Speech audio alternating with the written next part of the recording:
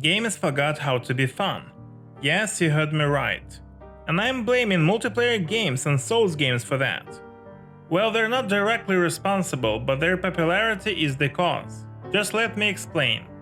And don't get me wrong, I love Souls games and I like Souls-like games. I love Elden Ring. I love Elden Ring DLC.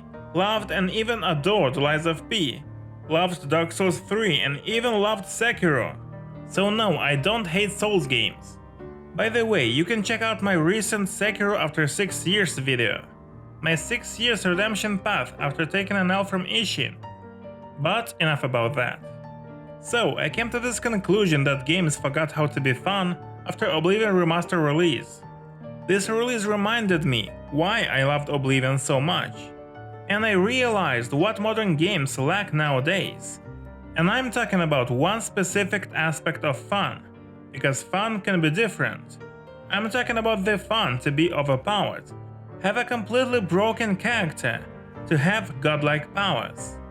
So, as you see, this specific aspect of fun is completely opposite from what Souls games and multiplayer games are about.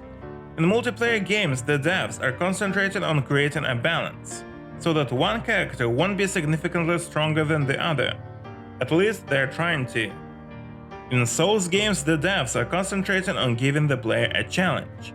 And those two genres are so popular nowadays that the developers of single-player games completely forgot that they don't have to concentrate on balance or offer a challenge. So because those two genres are so popular, the developers forgot that there's another way to deliver fun. But before we continue, let me elaborate on what I mean by overpowered, broken and godlike powers. Let me introduce the gradation. Overpowered characters are characters that can destroy enemies quite fast and without problems. Above overpowered characters are broken characters, the ones that can, for example, have one aspect of combat completely broken. For example, deal extreme amount of damage or have almost impenetrable armor. Godlike powers are the ones where you are so strong that you are not bothered by any enemy in the game. Nothing is a challenge. You leave every fight unscratched. Or you may have supernatural abilities that exceed the norms of the world that you are in. For example, in my last Oblivion playthrough, by casting spells and wearing enchanted items, I used to have 100% physical protection and like 50% spell absorption, but you can go even further.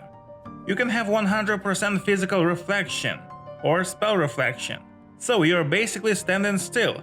The hostile NPCs attack you, and they're the ones that receive damage that they deal. The power of 100% physical protection I would describe as broken, but the power to reflect damage back, I can describe that it may cross the boundaries of godlike powers.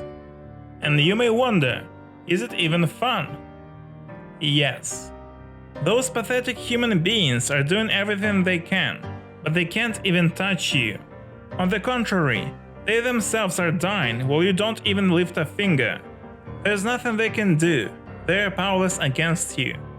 In the end, games are about you receiving experience that you don't have in real life. Whether it is experience to be a witcher, or to be a bastard of a nobleman in 1403 Bohemia, or it may be an experience to have godlike powers. So yes, it is a lot of fun. Well, we have talked about Oblivion. In the game you can be broken and even have godlike powers. In the previous game in the series, Morrowind, you could do even crazier spells. But what about the next game in the series, Skyrim? In the next game, you not only can't have godlike powers, but you can't even be broken. Yes, through some grinding you can become overpowered. You can wear the best armor in the game, enchanted, have the best weapon in the game, deal a lot of damage, have good regeneration and stuff like that. But that's about it. Yes, sometimes you can do some crazy shit in Skyrim. Like for example, my favorite shout in the game is the shout that slows time. With this shout you can even cross the boundaries of broken. Or so I would say if you would be able to spam this shout. But no, in the game you have a huge cooldown to the shout, and frankly to any other shouts. So I can't say that you cross the boundaries of broken. So no, you can only be overpowered. And in general, when we're talking about magic in Skyrim, it got a lot more pathetic. Yes, you can cast a couple of fireballs and cause an explosion, which is nice, but that's about it. So, by this example, we can see how over time, the developers moved away from freedom to do crazy builds to the idea that there has to be balance in the game. They thought it is a good thing to take away the option of having godlike powers, that it is wrong to have it in the game. But enough about the Elder Scrolls games, it is not video solely about them. I'm talking about games in general. So let's look at Baldur's Gate 3 for example. Probably the best RPG ever created.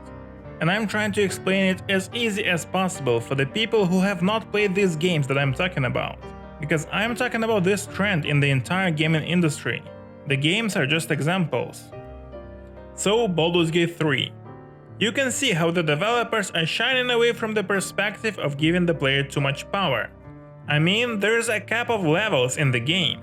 You can be maximum level 12 in the game. Even though I've never played Dungeons and Dragons, as far as I know, level 20 is the level of gods. For example, Raphael, an archdevil, is level 16, but the developers didn't allow us to go further than level 12.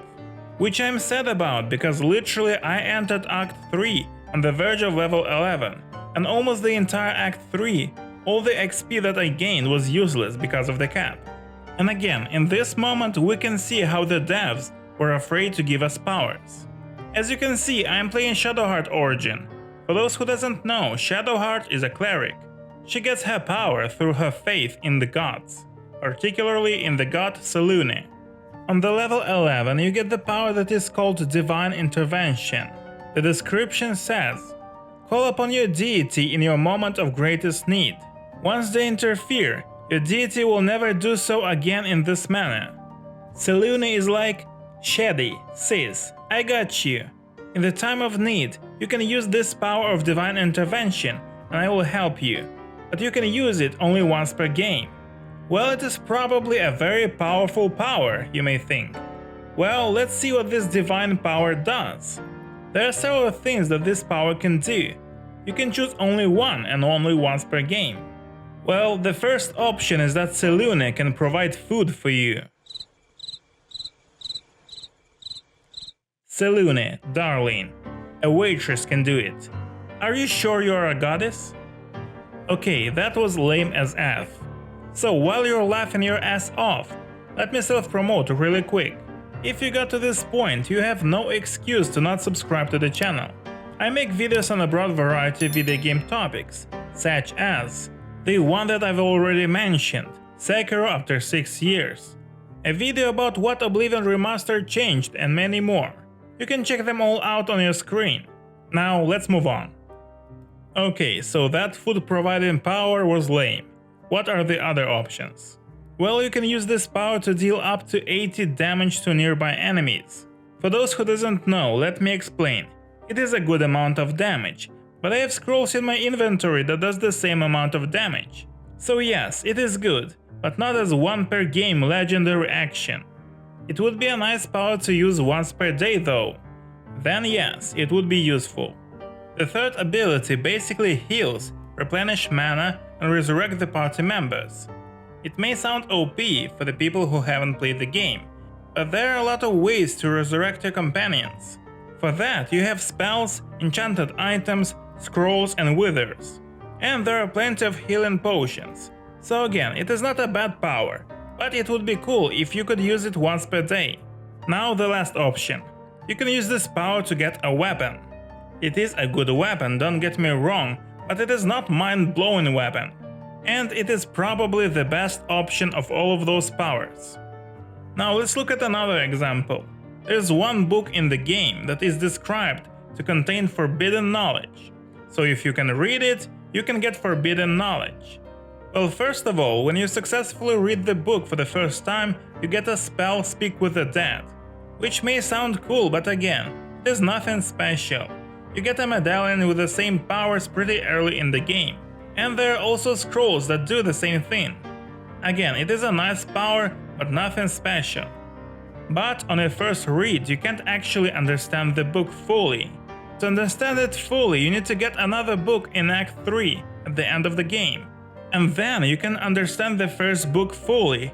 and you get a power to summon 4 ghouls that you can't even control. Which again is nice, they can destruct the enemy, and they blow up when they die. But forbidden knowledge? Really? It's a big stretch to say that. Yes, Baldur's Gate 3 allows us to dip our toes in a little power, by allowing us to become half illithid. And it was good. Getting the ability to fly, block spells and a lot more. But again, it is just a bit of toe dipping. I mean, even after the end of the game, if you as Gale get the crown and ascend to godhood, even after the end of the game you can't have powers, and you get your ass kicked by Mystra. Even though it is Mystra who could use a little ass kicking. Still don't believe me that there is a lack of power in modern games? God of War. You literally play as the God of War. And yes, I understand that you can get your ass kicked by other gods, but in the game you can get your ass kicked by ordinary Draugrs. Don't get me wrong, I like God of War. God of War 2018 was literally a perfect game, as good as they come. And the gameplay was really good as well, but in terms of power, Kratos is kinda weak, that's the truth. And I understand that some games have to be balanced, some games have to be tough and challenging, but let's not forget about that another option. Yes, it would be inappropriate for example for Henry from KCD2 to have godlike powers, because of the setting of the game. But when we're talking about fantasy RPGs, I see no reason for gatekeeping the players from power.